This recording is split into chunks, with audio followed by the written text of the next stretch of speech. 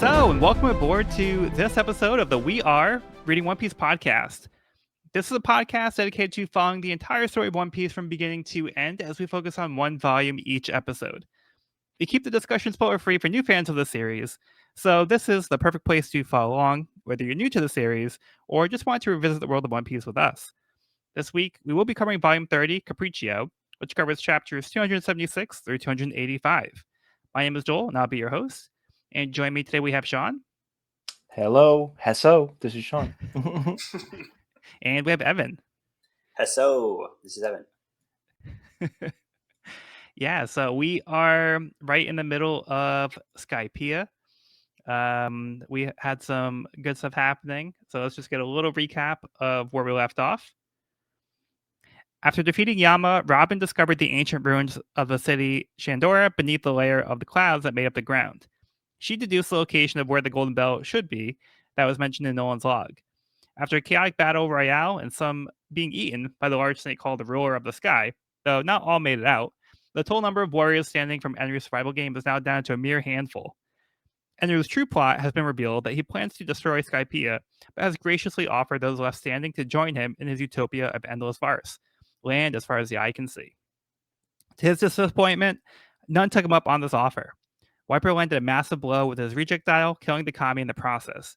To everyone's horror, Eneru was able to use the power of his Rumble fruit to revive himself. So we ended in a pretty dire situation. Not great.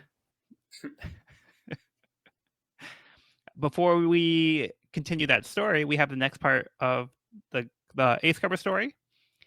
Ace's Great Search for Blackbeard Volume 4, The Wrong Person. The townspeople find a Dr. Blackbeard, but this isn't the Blackbeard that Ace was looking for. Oh, Ace. Whoops. Little oopsie. And I love seeing the reactions of everybody freaking out. And the Pasta Lake chef dude is still here. He's Ace's mortal enemy at this point. That's hilarious.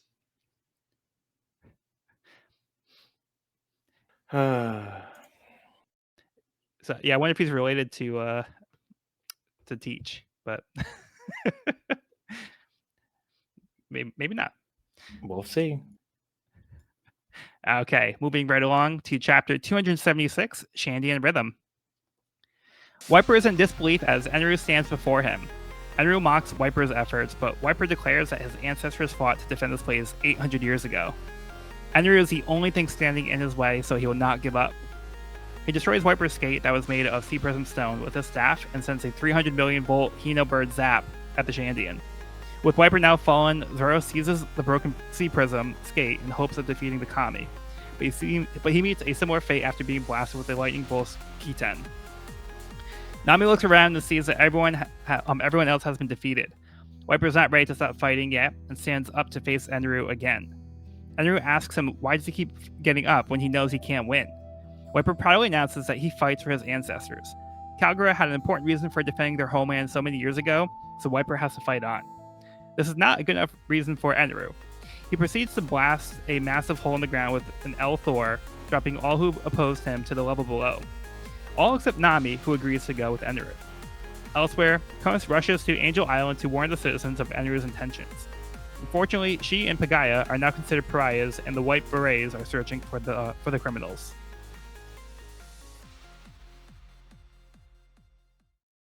All right, thoughts on the chapter? I can't blame Nami for this. It's like what's your choice? To be electrocuted at this point? There's no getting out of this. They took down the top dogs. Yeah. It's time to go okay, with the flow. Time to stick and figure out a plan. Just be yeah. You can't blame her. That's After fair. seeing what she just saw, this battle is so insane with all of the giant lightning creatures that Eneru summons. Which are pretty cool. How cool are those attacks? So cool. Just visually, it looks amazing on the paper. Yeah, and we did get to see Eneru use one of the taiko drums, like you're hoping for. Last time we talked, Evan. Yep. So he turns one of the taiko drums into the Hino bird. So cool. Sick to Zapdos on him. And then the lightning like wolf as well. Yeah, that was cool too. The lightning beast Key-10. Key-10. Yeah, awesome fight sequence.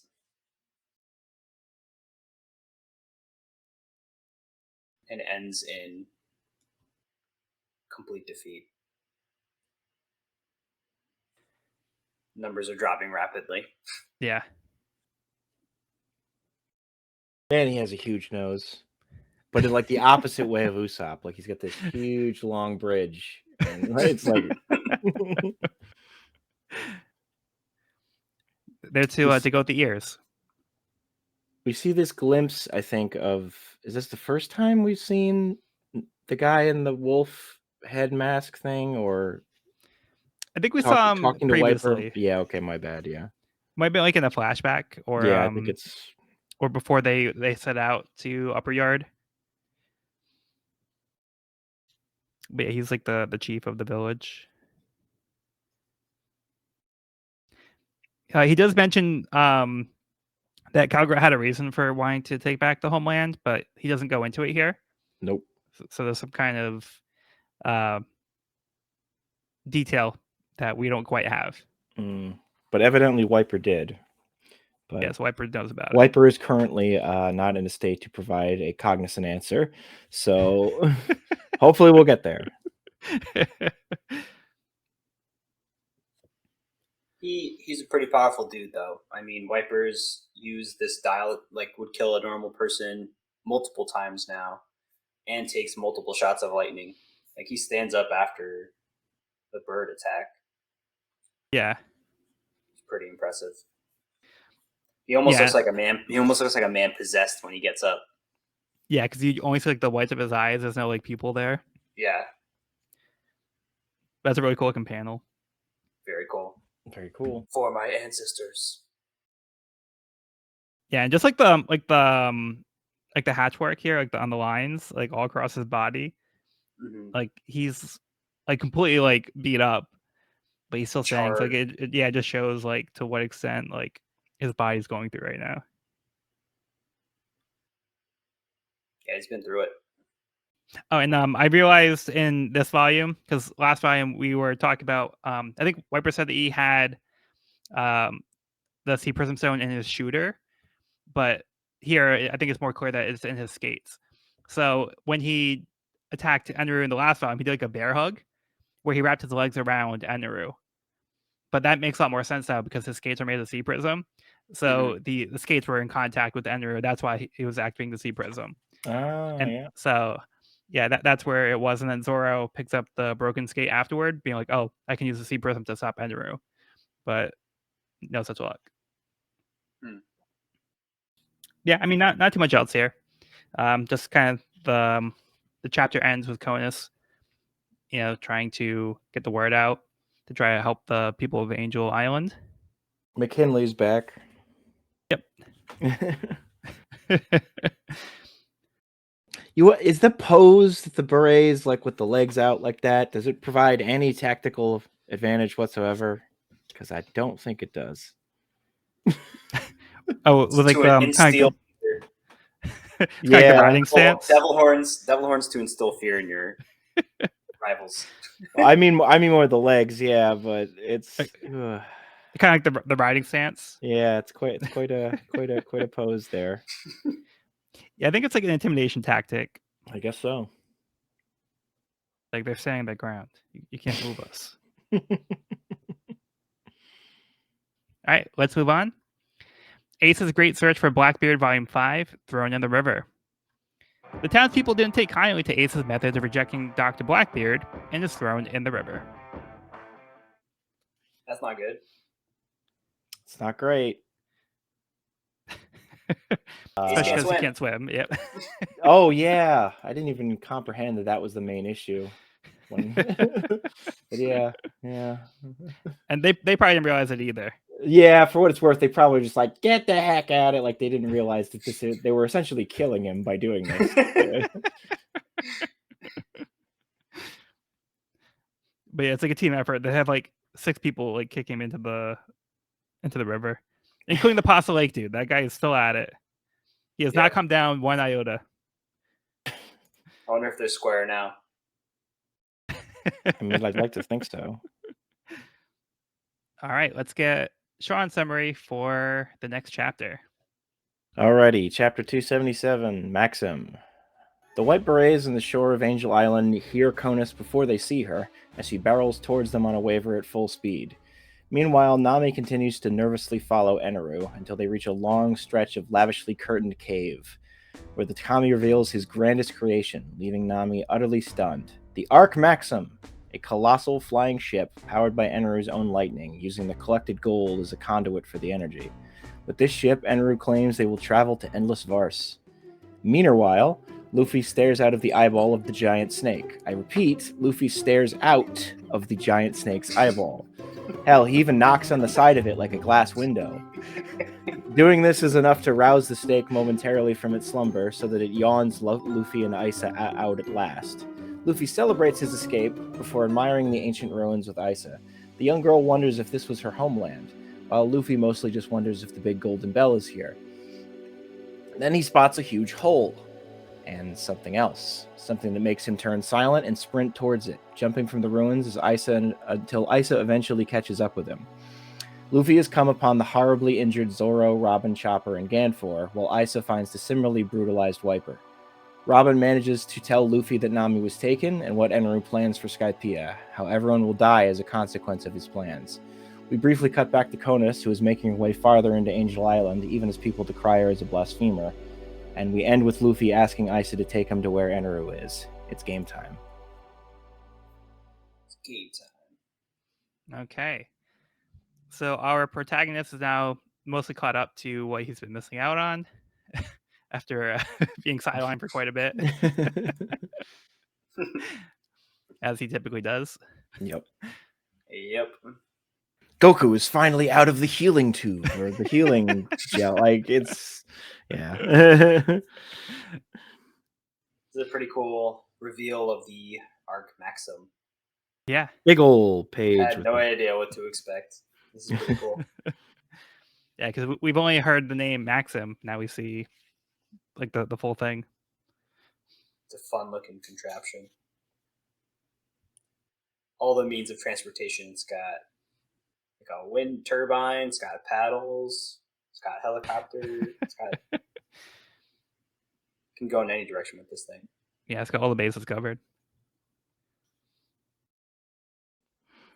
Oh, something I missed in my summary is that Isa, I was checking on this and I was like, how did Isa survive the fall? Like, obviously Luffy just bounces, but she lands on Pierre, I believe.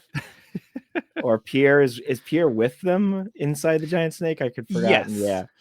Yeah. Poor Pierre is unfortunately looks like knocked out cold for a moment. But yeah. Yep. Yeah, you can see Pierre holding her, and he lands directly on his head. God. The giant bonk. Wow, the ground is made of stone. To Pierre's demise. Yeah, temporary, but yeah. Yeah, then he has like a little moment, like a few panels later, where he kind of like shakes his head. And he's like, "All right, I'm all good." Also, I love that Luffy, he falls out, then immediately climbs up a huge staircase all the way to the top of this thing just to shout, "I'm out."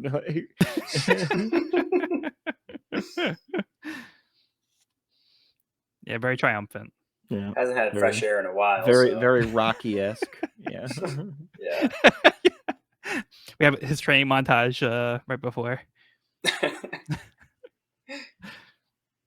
I love the sequence of Isa and Luffy in the eye. And you see like you said, like Luffy's like knocking on it like a window, and you see Isa kind of just like walking up the cavernous hallway that is the snake's head. And then having an argument before it eventually yawns them out. Yeah, that's pretty great. Yeah, so Luffy sees all of his friends defeated, so that's pretty surprising, especially like Zoro. Zoro doesn't get usually to like this bad of a state very often. Like the last time we saw this was like maybe like Mihawk almost like killed him, but Zoro seemed even like in better shape then. Because Mihawk intentionally was like letting him live. He wasn't trying to like kill him. Yeah, and Wiper on the other hand is like literally in a impact crater. Yeah. It's pretty brutal. And then even here, Robin still not referring to anybody by name. He says she says the navigator was taken. Yeah, that it shows. Yeah, I guess Robin still being a bit formal with everyone. Yeah, hasn't quite settled in yet.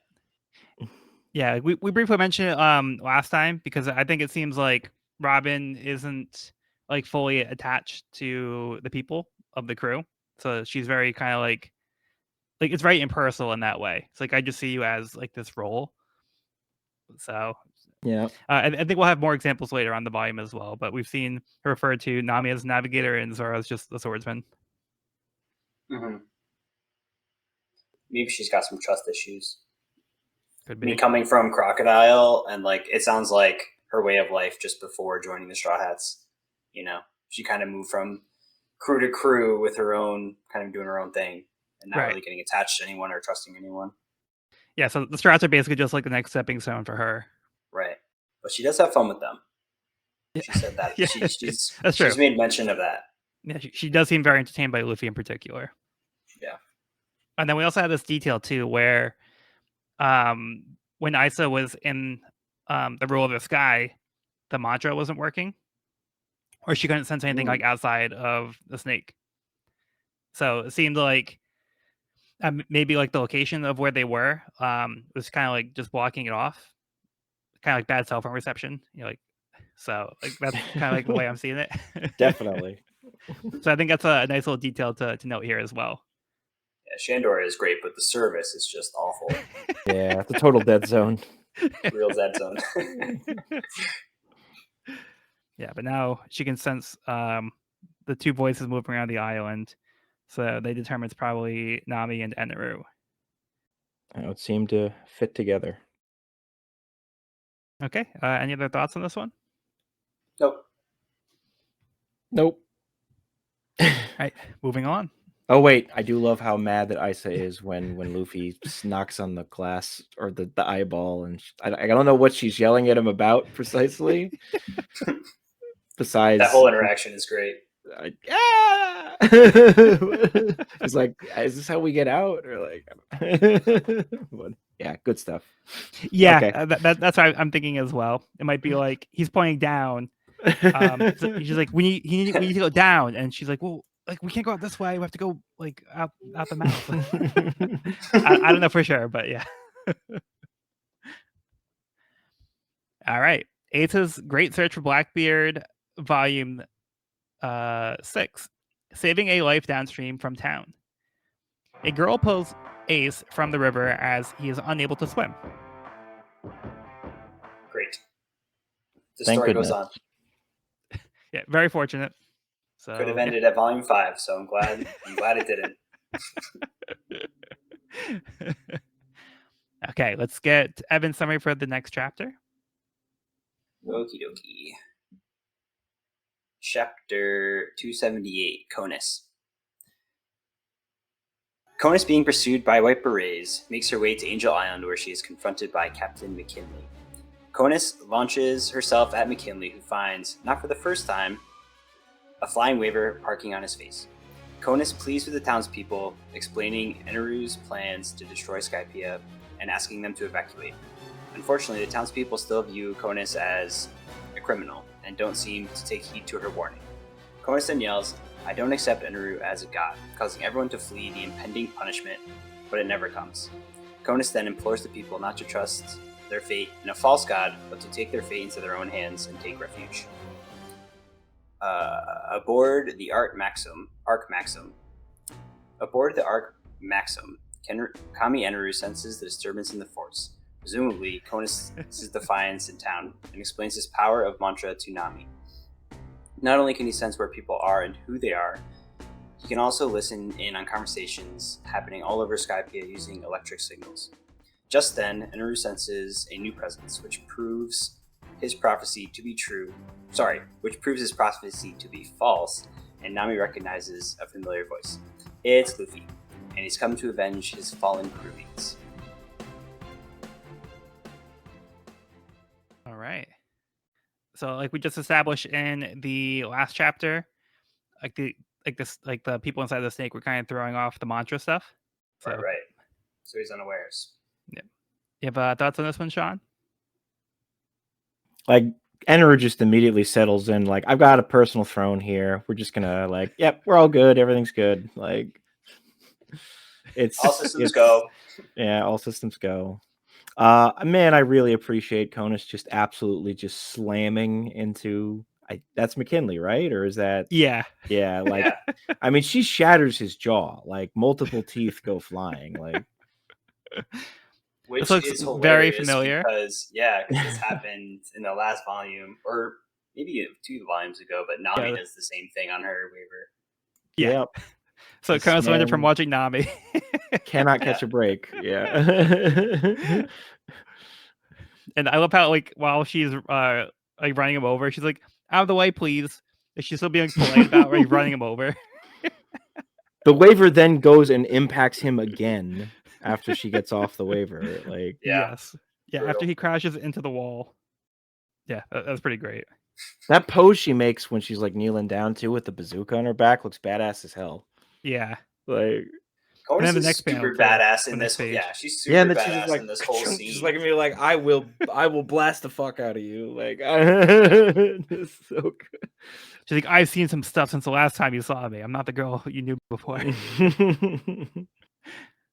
honestly, this is a pretty epic scene for Conis. Like, standing in defiance and then taking the risk of defying Eneru. Yeah. Yeah, and there's like a little flashback of her father in there.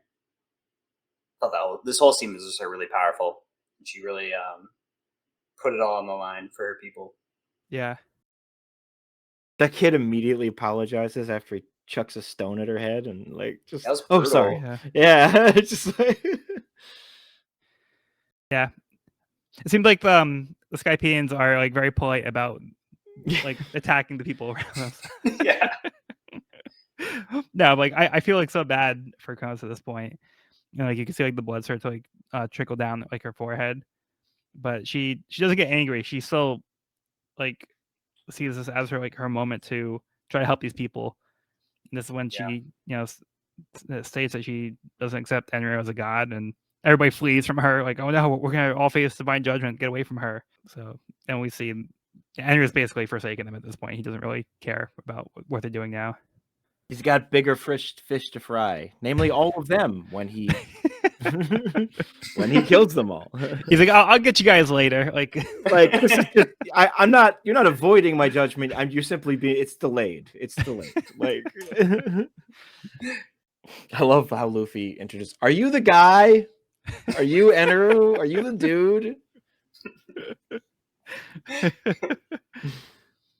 Yeah, Luffy does make a pretty awesome entrance though. Mm-hmm.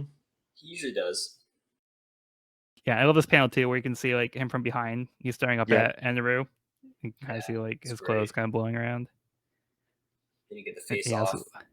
Like, what did you do to my crew? Very much a like so you good. Made Nami cry moment. Like, yeah. And Eneru is just like so like arrogant. Which piece of garbage are you referring to? Just so many. You're gonna have to. You're gonna have to narrow that down. I'm pretty sure he's very aware of who the Blue Sea people are. Like he made the distinction that they're from the Blue Sea. So I think he's just like, he's just being a jerk. Yep. I think God is painting a pretty grim picture here, though. I feel like we get a lot of like little snippets of all of our charred heroes that are out of the fight. Yeah. We get a lot of panels reminding us of that. Yeah. So a lot's gone down just throughout since the survival game started. So But the survival game's not going as planned because his prophecy was proven false in this chapter. Okay, you guys ready to move on? Ready. Ready. Ace's Great Search for Blackbeard Volume 7, Ace Awakens. Ace is up and about and sees he is at the home of the girl who saved him. It's like a peaceful little farm. Adorable. Okay. Chapter 279, Pirate Luffy versus Kami and Eneru. The citizens panic as they evacuate Angel Island. Some of them stop and begin asking Conis about the well-being of their family members who work for Eneru. McKinley assures them that he will see to it that they are rescued as well, and the rest of the citizens should move along. Although he realizes it's unlikely Eneru had kept them alive. He admits to Conis that he is fully aware what kind of person Eneru is. After Eneru had destroyed his homeland of Bilka, destroying the entire island without a trace and defeating the island's Kami, McKinley and the rest of Gonfor's former followers agreed to serve Eneru in hopes of keeping the peace. He now sees it was futile and is ashamed of his decision, but Conis says that she's relieved to hear the truth from him. She leaves the evacuation efforts in the captain's hands as she heads back to help her Blue Sea friends escape.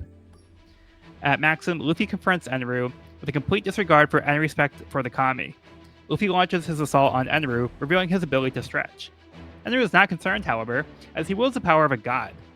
Luffy seemingly takes a full-on hit from the blast as the wall behind him is destroyed. Fortunately, Eneru realizes he must have dodged as he is completely fine. Though Nami didn't see this. Not wanting Luffy to dodge again, Eneru grabs Luffy and hits him directly with a 100 million volt Bari. Once again, Luffy is unscathed. Nami realizes it must be because he is made of rubber. Eneru's jaw drops. Now he's caught on that Luffy is immune to his powers. He tries to keep calm since Luffy won't be able to land a hit on his body. Luffy lands a hit on his body, sending him to the floor. Alright, I want to start with Evan's reaction on this one. Oh, okay. This fight scene is absolutely incredible. Leading up to Eneru's realization that his lightning attacks are harmless. When you said he drops his jaw, like he literally drops his jaw, and that full page panel, like I literally laughed out loud when I flipped the page and saw that because it's just so. You and basically every other one unexpected. Yeah. Right? You never get panels like this from Oda. It's a straight up just full page reaction face. And it's incredible. It's absolutely incredible. It is a face that is popular among the community to this day. I will say it is. I gave an audible like haha when this happened. like so good, absolutely incredible. I think it captured the emotions perfectly. Yeah, what happens when a god is taken off of his throne? You know, like what happens when he's like, "Oh shit." Yeah, this is an iconic panel. It's very famous, and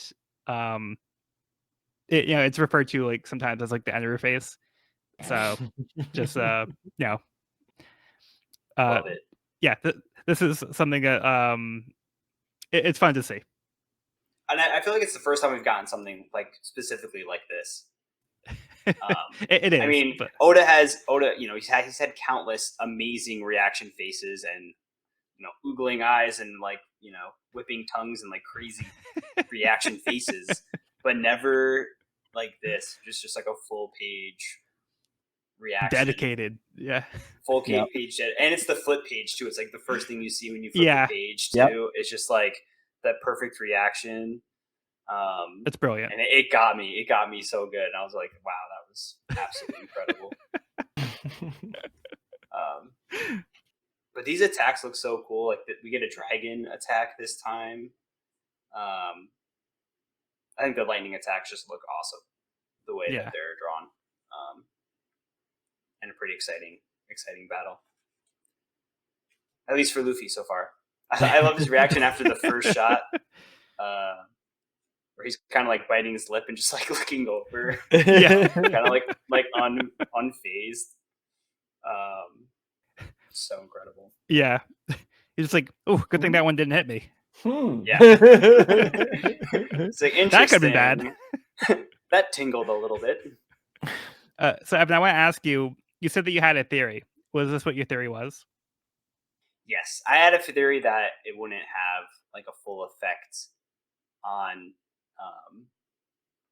the rubber man because rubber is like not conductive of electricity.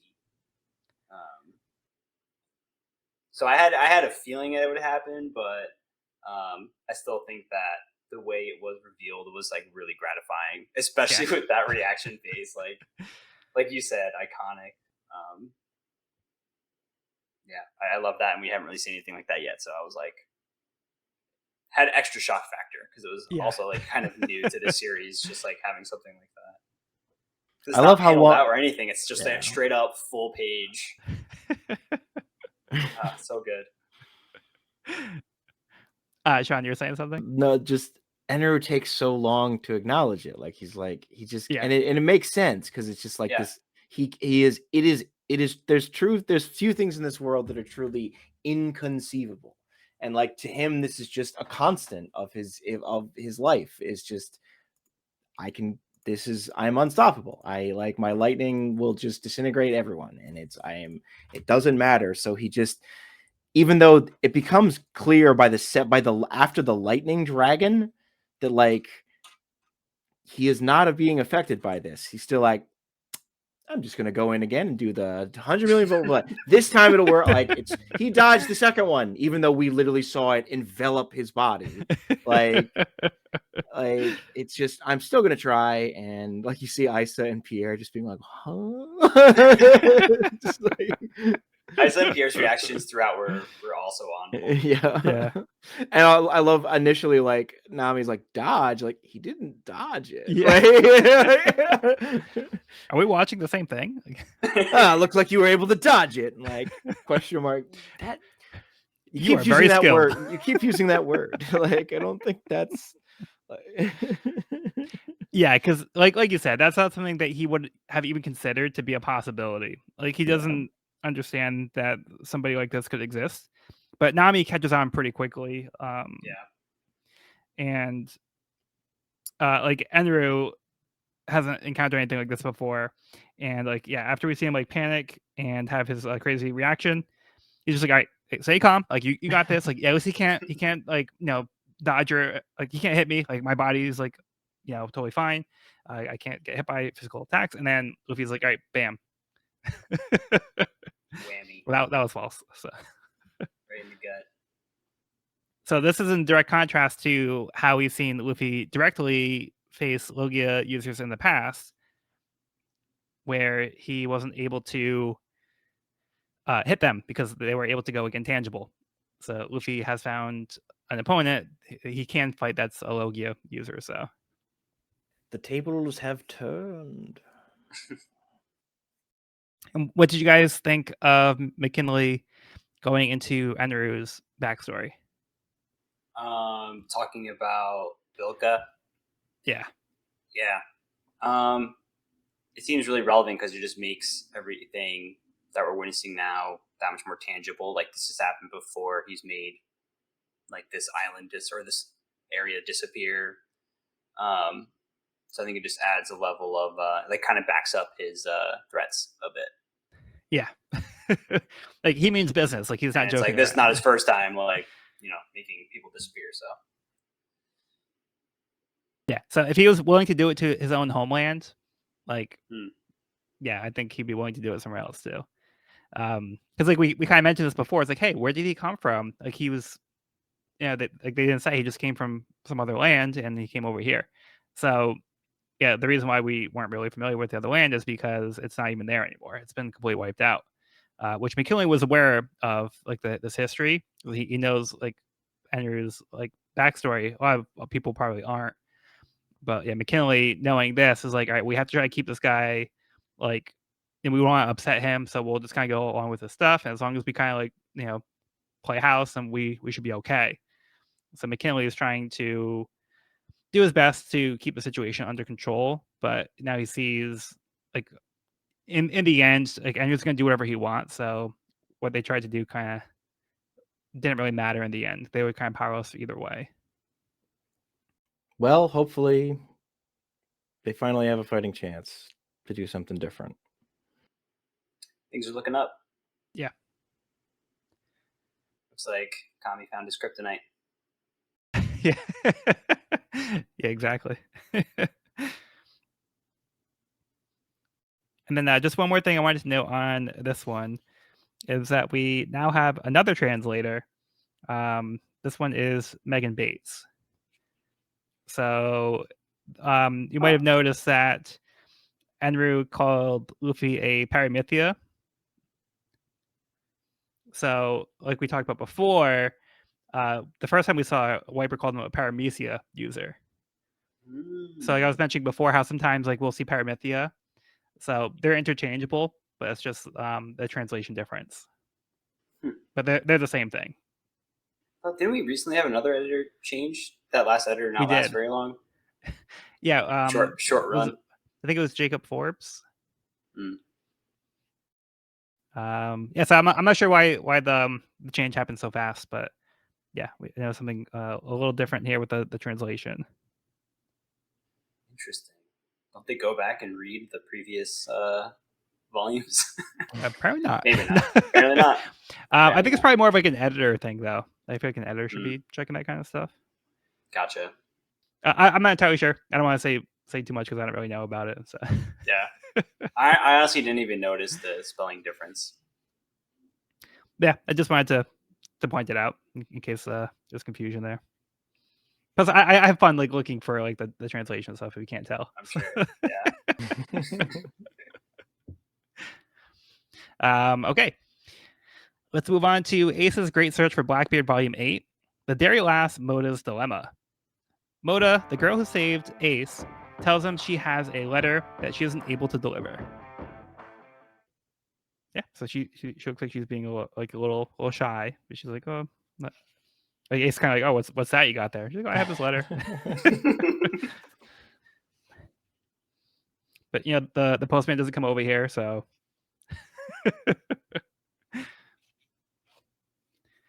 All right, moving on. Let's get Sean's summary for the next chapter. Alrighty. Chapter 280, Floating. Luffy stands over Eneru before the Kami jumps back to his feet. Confused, he asks what Luffy is. The Straw Hat captain calls himself a pirate and a rubber man, which seems to only confuse Eneru further. Nami realizes that rubber just doesn't exist up here in Skypiea. Our captain charges at Eneru again, but the Kami has finally taken the hint and switches up his strategy, now using his mantra to simply dodge every one of Luffy's attacks before striking back to some of his own blows with his staff. Eneru wonders what rubber is, but ultimately decides it doesn't matter. With Luffy being a Paramythia Devil Fruit user, he still retains his regular shape and is thus vulnerable to being cut by bladed weapons, a weakness that Luffy immediately confirms by agreeing with Eneru's assessment, much to Nami's consternation. Luffy is caught off guard when Eneru burns him with the electric heat of the spear. He may not be vulnerable to the lightning itself, but he can still be charbroiled by the burning hot metal. But Eneru doesn't see Luffy fighting through this pain to grip the pole of the spear and thus leave Eneru unable to react to an incoming Gum Gum battle axe. His success is short-lived, however, as Eneru easily counters his flurry of punches after, before sending him slamming through the floor. Eneru then powers up the Arc Maxim with a maximum 200 million volt Varie, sending the ship starting to fly into the air. Isa calls out to Luffy and Nami, but it seems like it's too late. Eneru begins to float the ship up the arc that will take him to Endless Vars. Luffy tries to get up, but at the moment he is still too injured from the fight.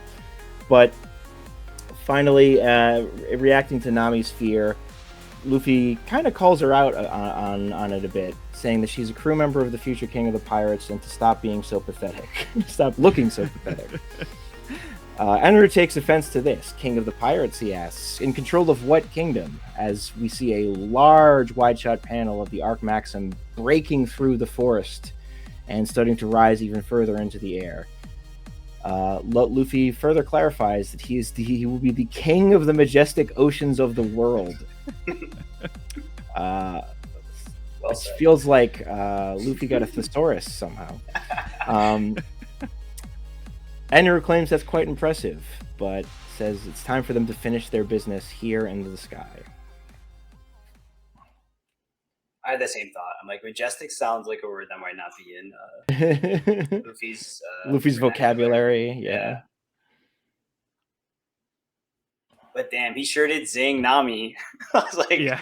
Maybe he's like, I'm the only one that's allowed to badmouth my group. What are you, Usopp? Come on. I expect better from you, Nami. That was brutal.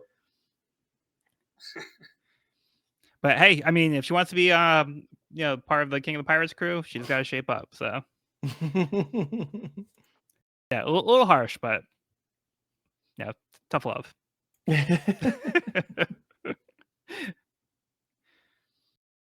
He does give her his hat again, which seems to be a recurring theme of him giving her his hat. It's like the equivalent of like, here, hold my beer. Yep. It's like Luffy getting serious. Now that it's a real fight, because Eneru's figured out a way to make it a real fight. Which I give him a lot of credit for, because from the last chapter, we think, oh, okay, maybe this is going to be pretty one-sided, then Luffy's going to directly counter Eneru. But Eneru is showing that, he can adapt pretty quickly here as well. And even though like his usual tactics don't work here, like he has other ways that he can fight back. He's not just all his devil fruit powers. He has other abilities here as well. Yeah, the shock is worn off. And heating up the trident thing that he's got was smart.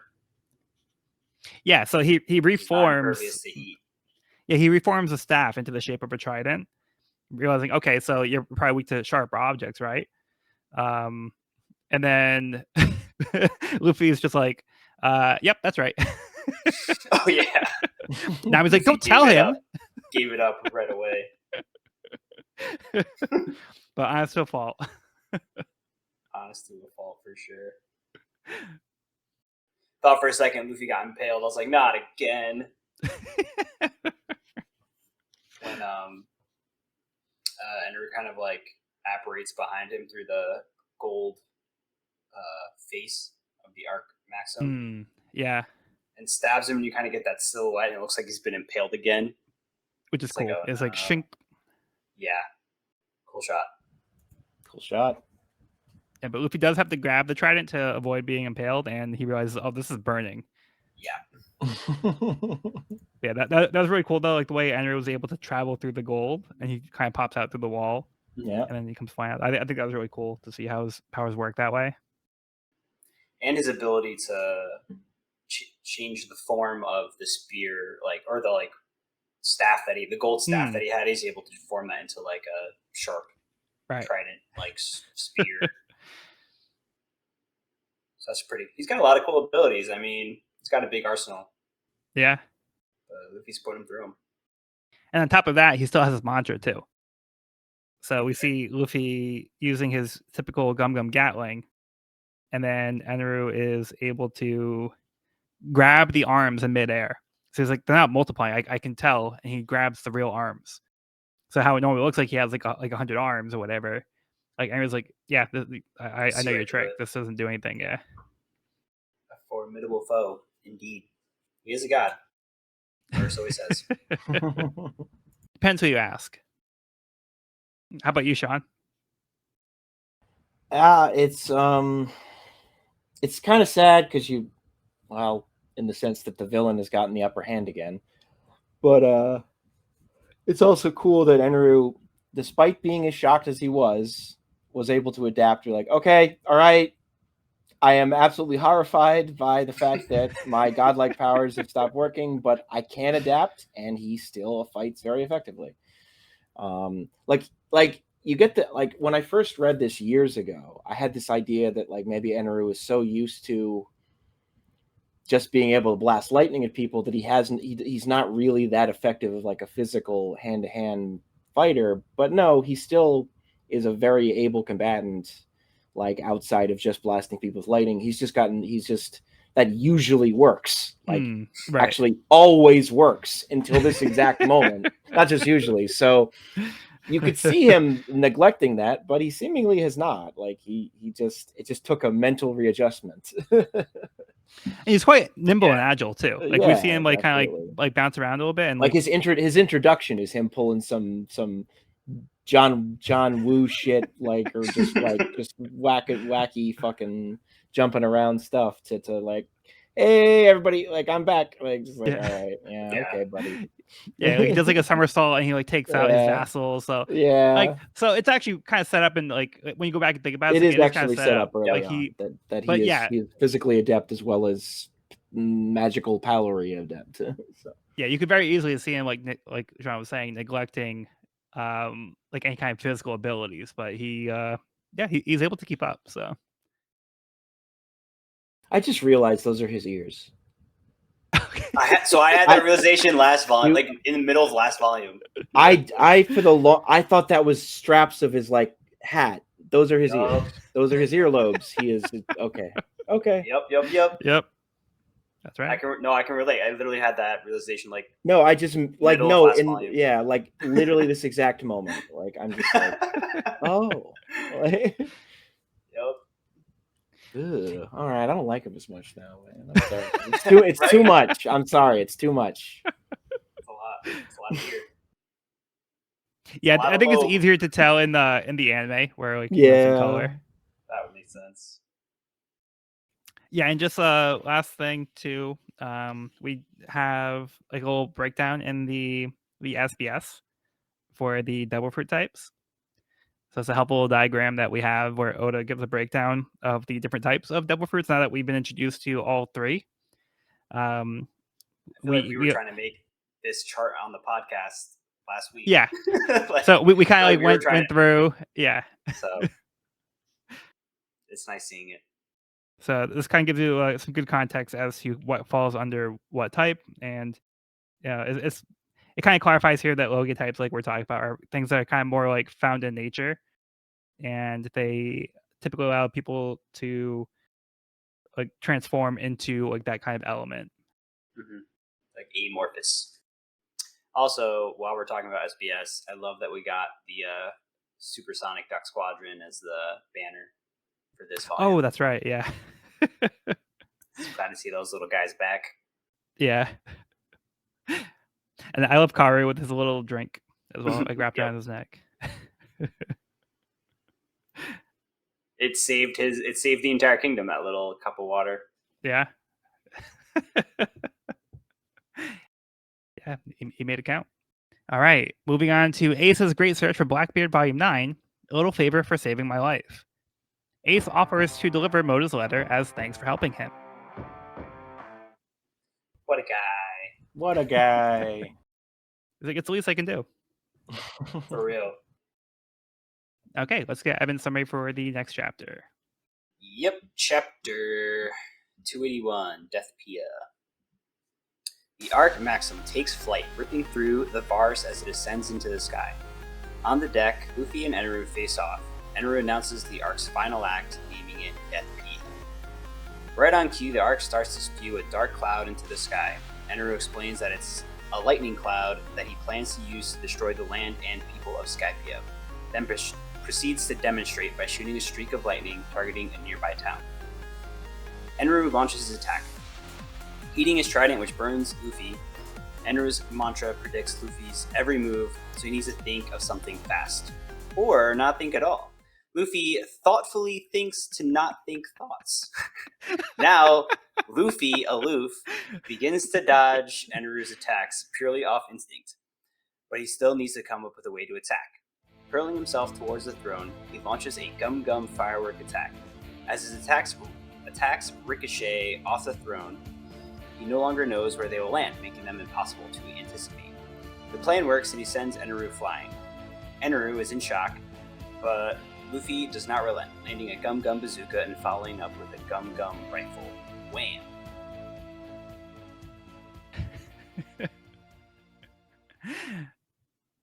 So basically, Luffy goes Ultra Instinct, pretty much. Yeah, they're pretty much the same thing. Pretty much identical. This is It's what like a peak performance mixture- looks like. Yeah, it's like Ultra Instinct mixed with like drunken Jitsu. All right, how about we start with Sean on this one? I mean, Deathpiea, like, okay, very creative. that took him. I like to imagine that took him a couple hours to be like. I mean, maybe. What about Deathpiea? Deathpiea? It kind of rhymes a little better with sky. Okay, like, Skypiea. He should have workshopped it a little more. Isa being like, we can't interfere with a battle between warriors. All right, don't be so dramatic, honey. Like, I respect it. I know. But I mean, also, like, what are they gonna do, right? What are they gonna do? It's like when Nami's like, I'll go with you. Yeah, that sounds good. Speaking of Nami, she spends most of the chapter just kind of providing color commentary and reacting. But again, what is she going to do? So, Yep. I mean, who doesn't love Luffy just being like, I'm just going to stop thinking about everything. Since I'm not thinking, I also can't attack. Gum Gum Octopus, I think. I think he should have tried that a bit more. Like, Stuck with it. But yeah, like on that note, like the Gum Space Out face is also like another meme face. It is. Like, so It's so perfect because it looks like he was having a thought bubble that like popped. Like for me, like that little animation that it does is like perfectly. It's like a thought bubble that exploded. That face and what Luffy is feeling right there is me like every day at work when I'm like 10 minutes into my shift and like my brain and body finally catch up with the fact that I am no longer like asleep in bed and feeling comfortable and I mentally short circuit for about 10 seconds and it encapsulates it perfectly. Like, and people trying to ask you questions and you're like, yeah, like I gotta get like where are the ironing boards? And I'm like, I am still. You're like Gum Space Out. Gum Space Out. Like, I got nothing, lady. Like, you might as well ask the wall. Like, and then you follow up with a Gum Octopus. Gum Octopus. And yeah, I mean, I'm looking for a new job, so.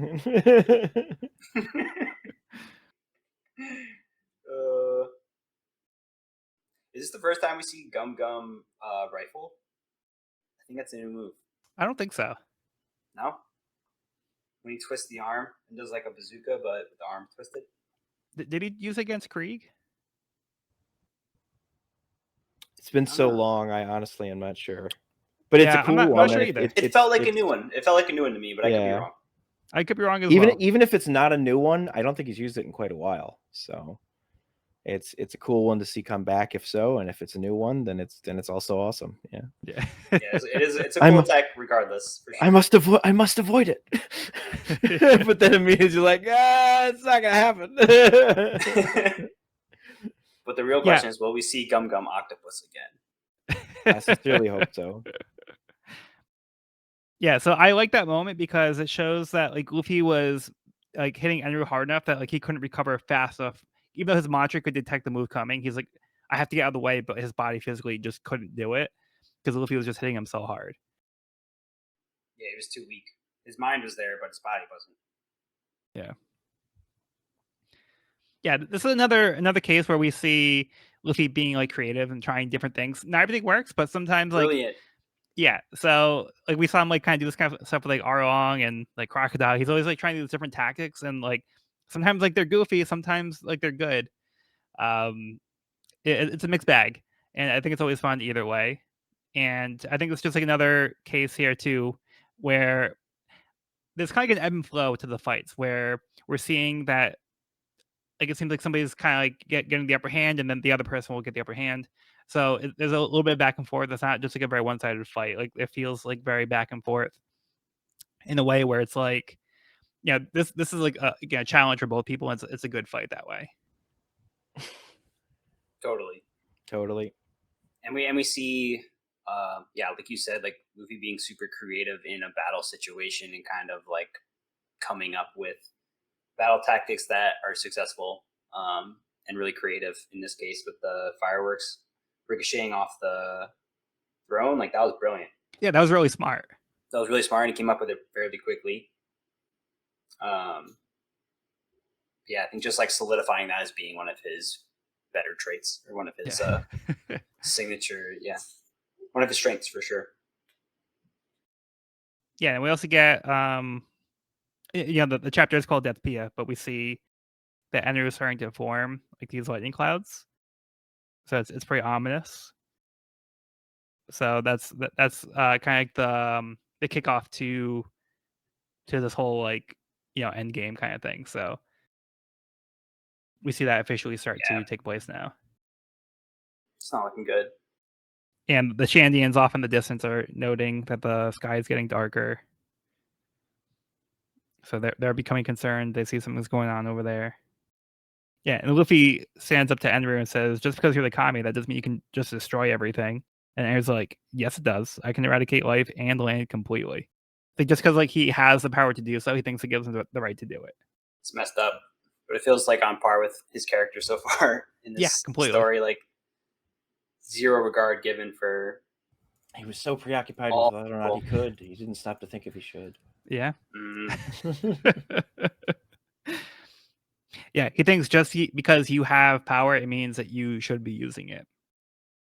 It is the antithesis of a certain Uncle Ben's words of wisdom. Responsibility, responsibility.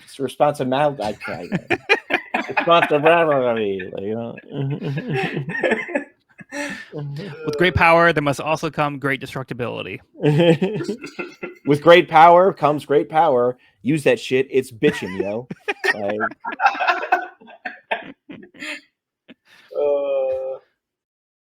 Thanks, Uncle Ben. Yeah. Thanks for those words of wisdom. Thanks, Uncle Eneru. Okay, let's move on. Ace's Great Search for Blackbeard, Volume 10, Grand Line, Navy Base, G2. Ace arrives at his destination to where he has to deliver the letter. Okay, so Ace is going right into a Navy base. So, yeah, that can't go wrong, right? Yeah. He rolled up his sails, so he's good. But he left the other flag though for Whitebeard. He's gonna have to take that one down. Which is still the original symbol. That hasn't changed yet. He's just having like a quick little looks like a little snack before he heads in. Nice. Okay, moving on to chapter 282, Desire. Luffy lands a serious blow that knocks Eneru into the arc. Nearby, Isa notices the arc is still lifting into the air. Eneru begins to stand, saying he just needs to get Luffy out of the way and then nothing will stop him. Off in the distance, the panicked citizens see the arc now taking flight. As Luffy tries to punch Eneru again, he takes some of the gold from the arc and reforms it into a large heated ball around Luffy's arm. Luffy is unable to get it off. Eneru knocks the ball over the edge of the arc. As it tries to take Luffy with it, he hangs on. Luffy defiantly tells Eneru that he is not the only one who would be able to beat Eneru, as there are plenty of strong people from the Blue Sea. Eneru doesn't like this and knocks Luffy over the edge. Isa and Pierre fly in to grab Luffy, though Eneru doesn't want to let them get away that easily as he blasts them with an L Thor. As Conis approaches, she sees how large the arc is but is determined to help her friends. Nami now confronts Eneru herself. She admits that if she goes with him and leaves everyone else behind, she will still be alone and it's not worth it. Eneru asks, even at the expense of her life? Over on the Merry, Conis arrives and reunites with Sue, but Sanji and Usopp have somehow left. Meanwhile, two figures hang from the rope attached to the side of the Arc Maxim as they begin to ascend. Okay, thoughts on this one? Eneru on the ropes at the start. Not like Luffy's really laying into him. The blood is piling up on his face, and even his like text is starting to become like jagged and rough. That's how you know. That's how you know. But then he starts to play pinball with Luffy. So Yeah, I think the scene's really cool when he starts like molding the gold. Like I feel like that must have like would look really cool, and it's kind of a cool ability that I think they kind of alluded to earlier with him changing the shape of the spear. Yeah. Showing that he can like form gold. So I thought that was kind of a cool ability to have, and I feel like it looks pretty cool. Yeah, the Luminous Forge. Luminous Forge. Yeah, I so it thought seems Nami would be more Eneru. excited. Yeah, Eneru seems to have found a decent way to get Luffy out of his hair, because Luffy is the only thing that's really staying up to him right now. So like, all right, well, if I just get rid of this nuisance, then I can focus on what I need to do. I just need to get rid of. I don't have to defeat Luffy. I just have to get rid of him. So he finds a way to do just that. Luffy the anchor. Yeah. Or Luffy the wrecking ball. And I like Andrew's comment here where he says, let's just part ways here. Why don't we? This golden sphere is for your valiant effort in battle. You can keep it. Cheeky. Yeah, exactly. And poor Luffy's arm is burning the whole time while it's stuck in the golden ball. Nami. Yeah, like you were saying before, I feel like. Oh, no, go ahead. No, I was just gonna say Nami making a stand finally, even though she knows this isn't gonna end well for her. But right, it's gotta find some moral principles here, and she found them. It's not worth this like sudden like if everyone else has to die, it's not worth surviving on her own. It's hollow. yeah. And Nami is good at playing the survival game.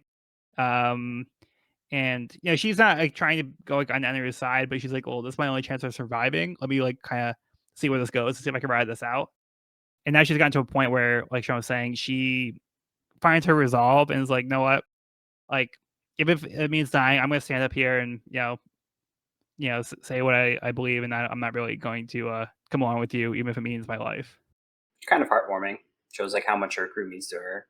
Absolutely. Yeah. And Evan, you were saying something else? Oh, I was gonna just go off your point on how you said how these fights kind of have like an ebb and flow. And there are moments in this fight that kind of I think are reminiscent of the fight with Crocodile, and just kind of like the pacing and like you were saying, like the back and forth, and then they keep like one upping each other and having a new style or a new move. And then there's this moment where Luffy is kind of bested and taken out of the picture. Yeah. Which also happens in the Crocodile fight as the plot escalates and their evil plot is coming to fruition and getting closer and closer to being realized. So it's funny. Like when you mentioned that, I'm like I feel like I'm drawing a lot of parallels between this battle and the Crocodile battle. Yeah, I agree. And I think that makes for an interesting fight, because it's also not like, oh, here's like the confrontation we've been waiting for. It's like, yeah, we've been waiting for it, but it's like, it's not going to be resolved that easily, where it seems like, Right. okay, yep, we're just going to get through the fight and we're all good. Now we can move on. So it keeps like the story kind of like making you guess like what's going to happen. And it's like, it leaves like more up in the air, which doesn't feel like so predictable, because now it's like, all right, what happens at this point? Now Luffy is not here. So what happens now that Luffy can't stop him right now? It's all up to Nami. Also, we did see that there were two other players now Yes. entering the stage, but we'll get into that. But first, let's go into Ace's Great Search for Blackbeard, Volume 11, Infiltrating the Navy Base. Ace knocks out a soldier and dons a Navy uniform as a disguise to make his way into the base. All right. Yeah, so Ace of Base. Ace of Base. Nice. Yeah, Ace is also a Metal Gear Solid fan, so he's like, oh, let me do my infiltration here into the base. Yeah, solid Ace. Okay, Cool. let's get Sean's summary for the next chapter. Chapter 283, On the Front Line of Rescuing Love. We flash back to seeing Sanji and Usopp awaken. Well, to be specific, Sanji wakes up and then violently wakes Usopp up. The sharpshooter is terrified of the Kami, but Sanji tells him that Eneru is gone. He laments that Nami was taken under their watch, but quickly puts together where exactly that is. Namely, the giant flying ship that is currently crushing the treetops of the forest. Usopp promptly shits his pants. I mean, asks Sanji what the ship is, but the cook states that that's irrelevant. All he knows is that he glimpsed Nami for a second, and that she has taken her shirt off. Sanji claims that now is their chance to get onto the ship. Usopp is shocked that Sanji wants him to come along, but the liar's presence is crucial as they will be using the Usopp awa awa to get aboard, or as Sanji puts it, the rope that comes out of your belly. Despite Usopp's mounting terror as they go higher, Sanji refuses to relent, promising to become a demon of the Blue Sea if Eneru has hurt Nami.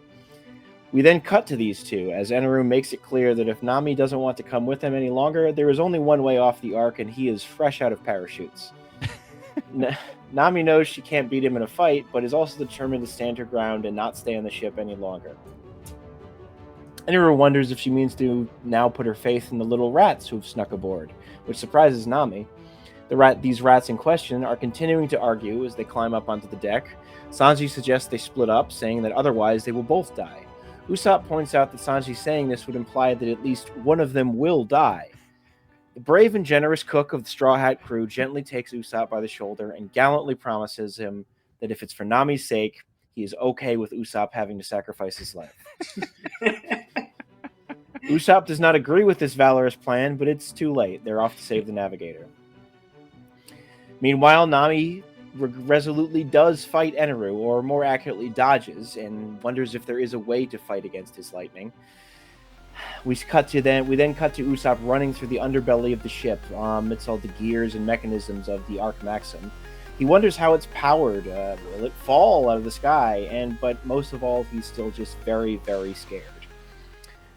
We then cut to Robin, who is using her Devil Fruit power to help Zoro and Chopper and Wiper move to hopefully a slightly safer place, though is there really a safe place anymore? As she notices the sky is darkening and understands that soon Eneru is going to kill everybody. We cut to the evacuation of Angel Island. Everyone is panicking as the sheer realization that their glorious god really is going to kill them all settles into the populace. We cut again now to the Shandian chief telling his people that they must trust that the warriors know what they're doing, but that the rest of them must evacuate, that Eneru will destroy the country, just like he destroyed Bilka, his homeland. We see Conis briefly still on the going merry, hoping that Luffy can triumph, wishing she could do more, but is sadly just stuck on the ship at the moment. Isa cries over. We then cut to Isa crying over Pierre, she calls the bird thing. Sorry, bird horse. The bird horse. But she then finds Luffy still with the giant golden ball attached to his hand and angrily helps him, wondering how he fell like that. Luffy still cannot get the ball off, but he does manage to lift it over the top of his head, which is quite impressive. One of his hands still sticking out at the very top. He can't get it off, but he's still determined to return back to the vine where Robin was. He promises that he will not let Eneru get away with this and will not be defeated so easily. He plans to chase the ship down, even though he does not quite know where it's headed. We cut back to Eneru and Nami. Nami's putting up doing the best she can. Eneru calling her an amusing girl and commenting on her blue sea weapon. The same weapon that Nami uses to redirect Eneru's Thunderball, which he compliments again, saying it's a good idea to create a path for the lightning to pass through, and that she must have knowledge of weather patterns to make this work the way it did. but it's ultimately just not enough. As his next ability he pumps even more power into it, and she realizes she will not be able to stop this one. But thankfully, we are saved. The glorious Captain Usopp launches an exploding star and kills Eneru. No, he does not do that. But he does distract him. He does distract him just long enough, and he then immediately apologizes. It's probably not going to work.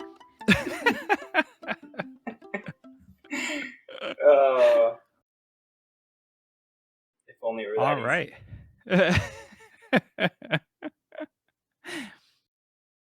Yeah, so good thing Sanji and Usopp are on the case.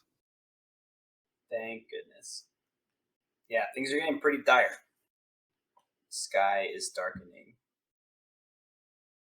The ship is so ominous. This like big hulking ship floating over, pumping out this smoke. Yeah, and like the Cloud entire rather. country is able to see this thing too. So it's like everybody's like noticing, like, hey, something's going on. Like, what is that in the sky? Yeah, I think every page with Usopp's reactions, like in this entire chapter, is amazing. Like every single one. Like It really the is an first Usopp one, chapter. like when he wakes up after Sanji like kicks him in the face, he almost kind of looks like Luffy doing like the Gundam Space Out. Like he's also kind of got like that like half asleep look on his face.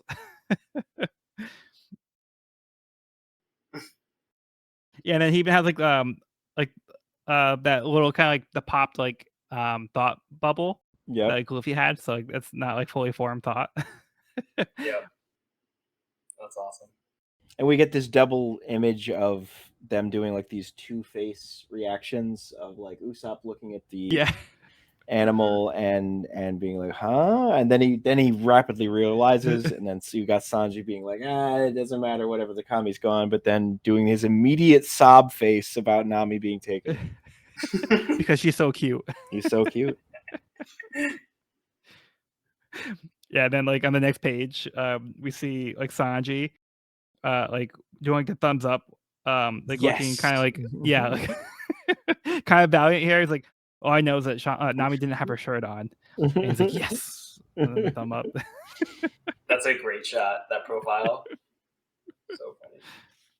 I also love the shot of them scaling the side of the arc, and Usopp's got these like octopus shoes on. You see that? Yeah. Was that There's like a Skypiea thing, I thought, or is it just literally just the shoes he's wearing? Like, I think that's an Usopp original. Like, it's an Usopp original that's helping him grip onto the ship. Like, that's actually really cool. Yeah, because then you see him later in the underbelly, he's just wearing normal shoes. So yeah. But like even before that, like when they climb up the rope, you can see Sanji looking very determined, and like Usopp's just like dangling from the end of the rope, and he's like, screaming. Yeah.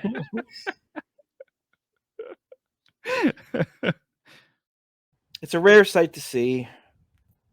So I'm glad that Nami got to do at least a little bit. I think the first and we'll just say the first time that she's ever fought like a male opponent. I don't know.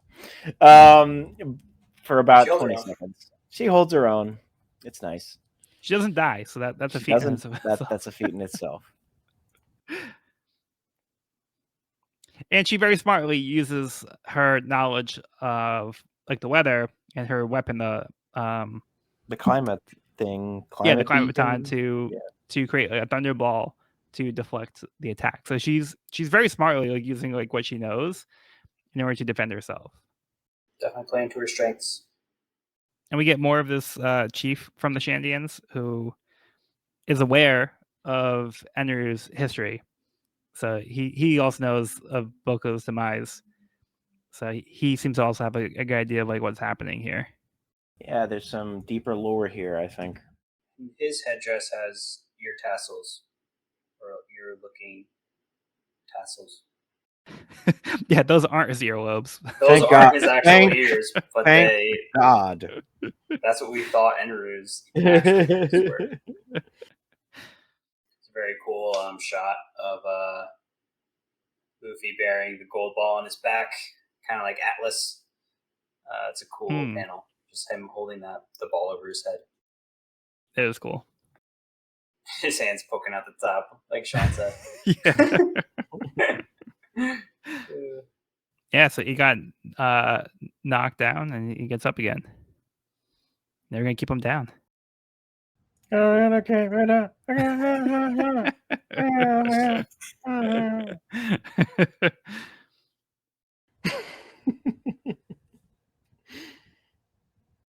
And poor Pierre pretty much took the brunt of that attack. Yeah. Again, This bird horse, man. team player. Team player. That's one way to put it. Pierre's a real one. And then I also love the way that we see Robin's way of transporting everybody else. Like instead of like carrying them, she makes feet sprout from underneath them, so they're walking with the bodies over them. So she's not like lifting them up with her hands. She's like walking around, and then they start walking like up the vine. Then she has like arms spread out too, so they're kind of climbing up the vine. So I think that was like a really like cool way to see her powers put to use. Very cool, but so weird. Like when they wake up and they're like, "You did what?" Or it's like more accurate climbing up the like the ruins to get to the giant jack. Yep. Oh, I wonder if Usopp is actually Skypean because he apologizes after attacking somebody. He does.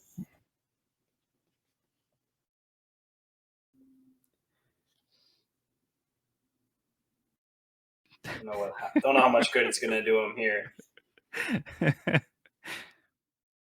Or if he's picking up any engineering tips while running through the belly of this flying machine.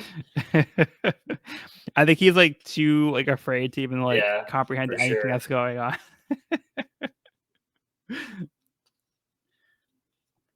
But he is inquisitive. He's wondering like how's it powered and like is it safe? Like is this sustainable? Like what's going on? All right, you guys ready to move on? Ready. Okay, so we'll go right into Evan's summary for the next chapter. All right.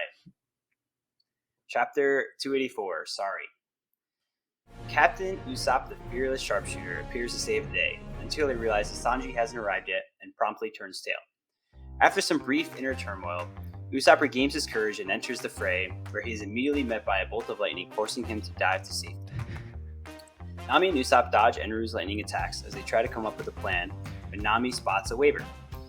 Usopp tries to buy some time by using his Usopp Voodoo attack, where he describes in detail painful injuries, but Eneru is entirely unfazed, and strikes down Usopp. Nami, now on the waiver, races to Usopp's aid, but is intercepted by Eneru. Just then, Sanji comes out of nowhere and kicks Usopp into the waiver. There's no time to think, and Sanji tells them to save themselves as they fly off the side of the arc, narrowly missing Eneru's L Thor attack. Sanji was not so fortunate. Overcooked to a crispy well done, Sanji collapses, but not before telling the Kami to drop dead. Suddenly, the arc appears to be having some technical difficulties, as the storm cloud ceases to billow from the smokestack. Eneru, frustrated, goes to investigate, taking advantage of this opportunity to board the arc. An unlikely hero, Captain Usopp, the Fearless Sharpshooter, returns. He apparently used the Usopp to tether himself to the ship, and now is Sanji's only hope.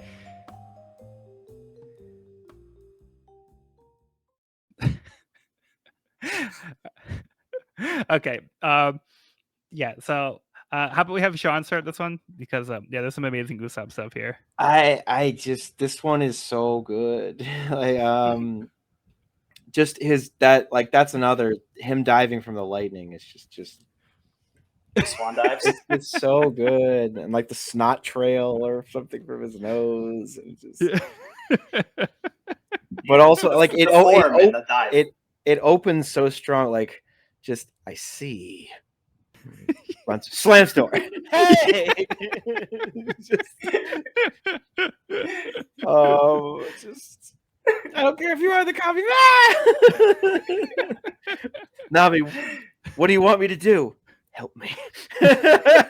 You idiot. Did you come here to save me? I can't seem to recall. I don't know. Like everything Oh. about this sequence is pitch perfect. And then, So then good. she gets onto his wavelength. Like, I'd like to save you, but we're up against the comm. I know, right? And then both just laughing. And then she does the swan dive too. So good. Honestly, incredible. Yeah, sequence. this legitimately cracked me up as I was reading this. But my favorite panel in this entire chapter is like when Usopp gets blasted away at one point, and then like the first panel on this page, he's like doing a somersault in midair, and then like he It's looks so supposed to look graceful. so cool, yeah. Yeah.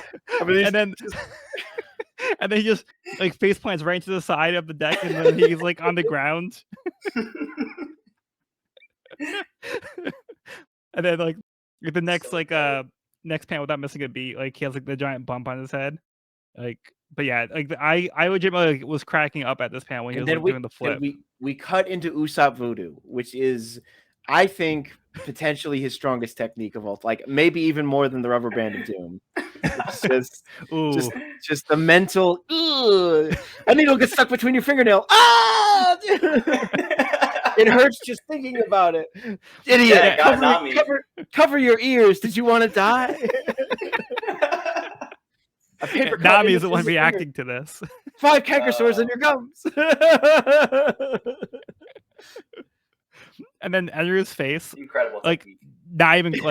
not even like a crack. Like he's just like staring at him, and then his reaction to that is instead of like blasting with the lightning bolt, he just like takes his weapon and just smacks Usopp. Like he just like starts beating the shit out of him. it's just, yeah. So he's like, I'm not even like dignify like use my powers on you. I'm just gonna like swat you out of my way. Yep. So yeah. Needless to say, like that entire like part of the chapter is just incredible. Hilarious. I love the door slam right off the bat. Yep. That was just so well done. And the way the panel That's how you kind of start a lines chapter. up. So good. Yeah, that was great. I feel because like there's also like that moment of silence too, where it's like when Usopp shouts, like, "Wait, Sanji's not here," and like it's just like quiet, nobody's saying anything. It's just like, "I see," and then that's when he retreats back in. So yeah, the whole thing is just like pitch perfect, and like the way that Oda like times everything out. Like there's like such like masterful comedic timing, even like in like this like in manga form. Like you can like hear the like the comedic beats. Like it's so well done. Yeah. Totally agree. The pacing's perfect, and the punchlines land. Because you have such a strong. So does Usopp on his face. On his face. So good. And at the end of this chapter, I didn't really do Sanji justice in my summary because he's got such an epic, badass way going down. Yeah. After he gets fried, he was just like, I was just thinking how I wanted to get a light. Yeah. So good. Yeah, that's a really cool looking panel. It's kind of like that wiper panel. So it's good. like, with the heavy like cross hatching and like the shading, and you can tell he's been like fried to like Chris, like you said. Yep. And his cigarette is like disintegrating like, in his hand. He's like, I wanted a light. So good. And it gets like that one last little like dig in there before he like passes out. But like, and you think it's like, oh, it's ultimately a hollow, but he's like, he did impact Eneru, and just Eneru doesn't realize it until after. It's like, oh, you motherfucker! Like he's like, you screwed up my ship. What were you doing? You sort of like, it's great. He still gets the last laugh in a way. Like, yeah. This whole chapter is just like so well done. Like, so good. It's an absolute highlight of the whole saga arc, whatever. Yeah. And also we get one last Usopp special ability at the end, the Usopp hop. Usopp hop. 10 out of 10, no notes.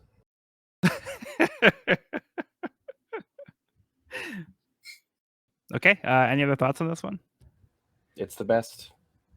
Yes, agreed. Okay. Moving on to Ace's Great Search for Blackbeard, Volume 12, the Navy's all-you-can-eat buffet.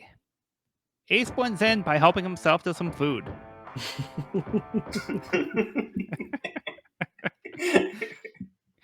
He needed some dessert after having his little snack of bread before he headed in here. But he's even got like a tray of food like on top of his head, like he's like going all out. He's got a full chicken on his head. I appreciate that. Like two of them were like, "Oh, he's just so okay, a hungry boy." But then the one other Marine is like, "Dude, fucking slow down." Like, yeah, that's a strong Marine man now. Yeah. Look at him, big and strong, eating all that food. Yeah. Blending right in with his arm, with his name tattooed on his arm. Yeah. That doesn't look regulation. Not quite. All right, to finish off the volume, chapter 285, Capriccio. Nami, Usopp, and Sanji safely land into the clouds below. Nami points out Giant Jack, so the ruins must be below. She fills Usopp in that Eneru had taken all of the gold, but the ruins are where Zoro and the others should be. They need to gather up the crew and leave this island before it's destroyed. On the Ark Maxim, Eneru uses a backup plan to keep the Ark afloat by using his stockpile of jet dials he took from Bilka. The plan for the country's demise is still on. Luffy struggles to control where he's going as he rolls with the gold ball on his arm, despite Isa's best efforts to keep him on track. Luffy is surprised to see that his friends are no longer at the ruins. Isa is able to detect that the others have started going upwards. She is concerned about her home and asks Luffy if it's going to be destroyed. Near Giant Jack, Robin notices the Ark is making its way to where the bell tower should be. She hopes her crewmates aren't still on the ship. Luffy reunites with Robin and tells her that he's going up to try to get to the giant bell, since that's where Eneru is headed. When Robin asks Isa if Nami is on the Ark, she notices Nami isn't up there anymore. Right on cue, Nami arrives with Usopp and Sanji on the waiver. The crew is now reunited with the exception of their captain, who just left. McKinley continues the evacuation efforts as Eneru admires how his lightning clouds are coming along. Conis notices that the wind has stopped and the sea is quiet. Suddenly, massive bolts of lightning begin to strike all over Skypiea.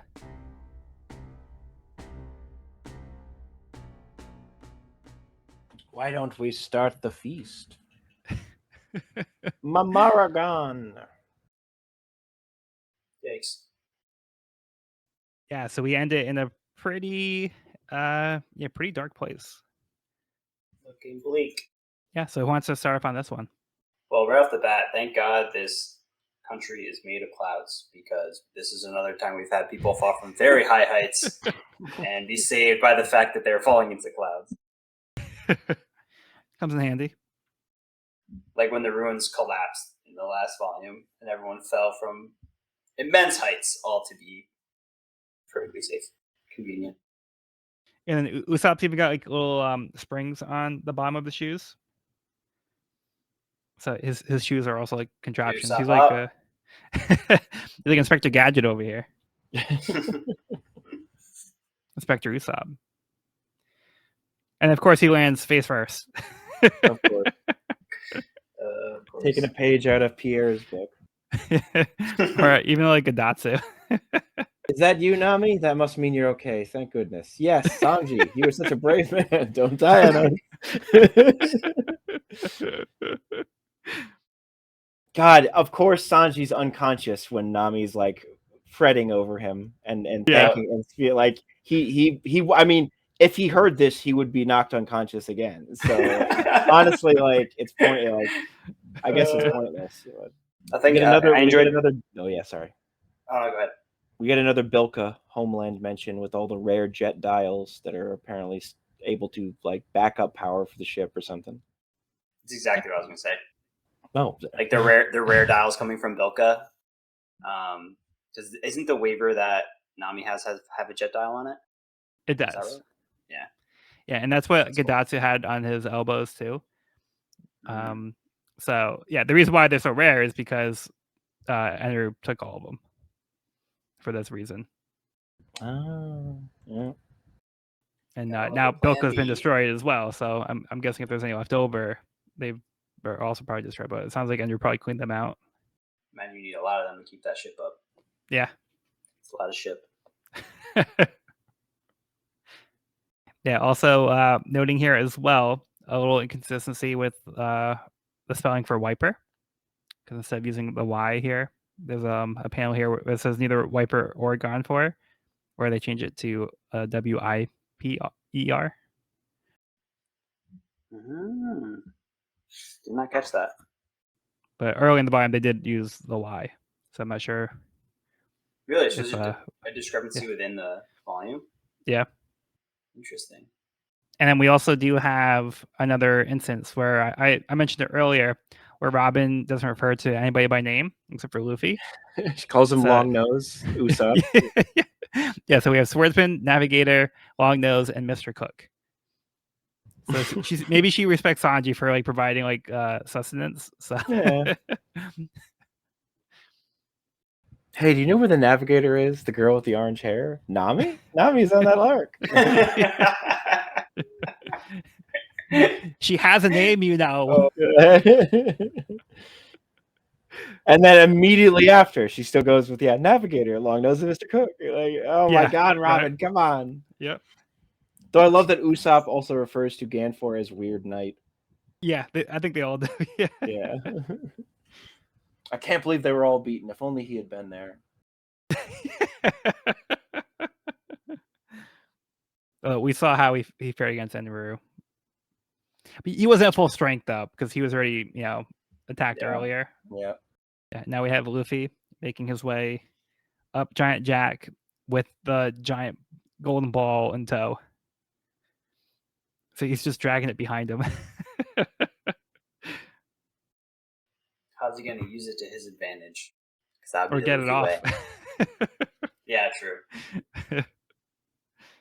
Make a good wrecking ball.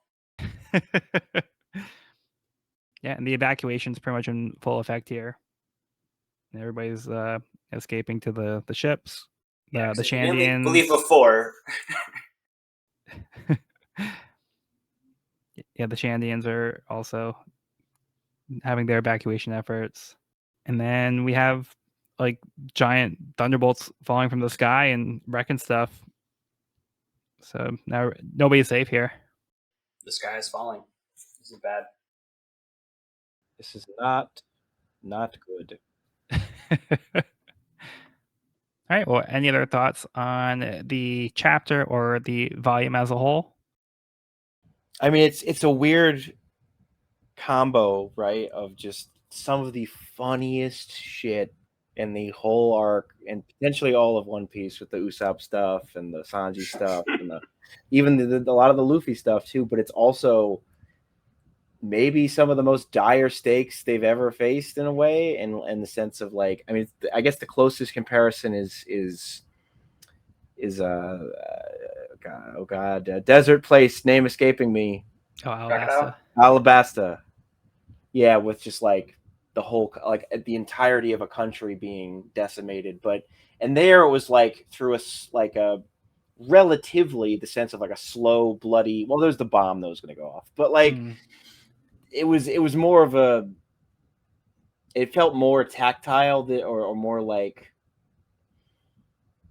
This is lightning from the heavens that is just decimated. This is apocalyptic. And it's just but comboed that with some of the funniest Usopp stuff. It's a wacky volume, is all I'll say. Yeah. Not in a bad way. I liked it a lot. Yeah, I'm in agreement. Just like amazing fight scenes, really high stakes, and yeah, some of the funniest sequences we've had. I think the Eneru's reaction face is going to stick with me. That's an all-timer for sure. That was yeah, for me so far it's been one of the funniest page turns I think I've experienced. So that was pretty great. Yeah, I think this is a really great volume. I think it's probably the strongest volume we've had of Skypiea so far. It feels like the story's like moving in like a certain direction. Like we have a lot of like momentum in that way. Luffy's now back in the fight, and like some of the reveals have been like really awesome. The comedy has been like really like on point. and that's like an understatement. Like the comedy has been like amazing, like this entire volume. There's some really great stuff. So this has like a really great balance of different story elements, like all coming together in this cohesive way that Oda does like the storytelling. And I think this is like a perfect example of like how I always say that Oda will juggle lots of different tones in a way that like just all meshes like so well in a way where like it feels like a cohesive part of like the same story. So I think this is like an excellent example of what makes the series so strong. And I think this is like a highlight for Skypiea as a whole so far. Absolutely. Well, I agree. And it's because I feel like it's also the combination of characters, because like we hadn't had Usopp pretty much all last volume. Like Usopp and Sanji were both pretty much out down for the count like all of last volume, if I remember correctly. Yeah. So it's kind of like that the ins and outs of like different character combinations, and Usopp being the comic relief coming in and just crushing it. So good. Yeah, this is like the kind of like platform where Usopp as a character shines. Because we have a character like Usopp, like he's like such a comic relief type character, where like that's like why he's such a strong character. So he's not like a strong character in the sense like, oh, he's gonna have like amazing fights all the time. Like he's gonna be like the one to come in and like, you know, kick butt. But like the like his role in the story is like no other character can fill this role the way that he does, and like he feels so unique in this way, and like it's just like amazing, like the way he pulls this stuff off. Agreed. Absolutely. All right, but that will conclude this week's episode of the We Are Reading One Piece podcast. You can find this episode wherever podcasts are found at We're Reading One Piece podcast.buzzsprout.com or on our YouTube channel at We're Reading One Piece. This is a spoiler-free channel up to where we have recorded the podcast. So if you're new to the series, you can visit the channel there. You can also find me and this podcast on my YouTube channel at Pirate King Codex for various One Piece content. Next episode, we'll be discussing Volume 31. We'll be here.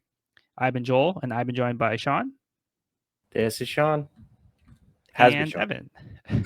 Hello. Be sure to bring along all of your hopes and dreams, and we'll see you on the next episode.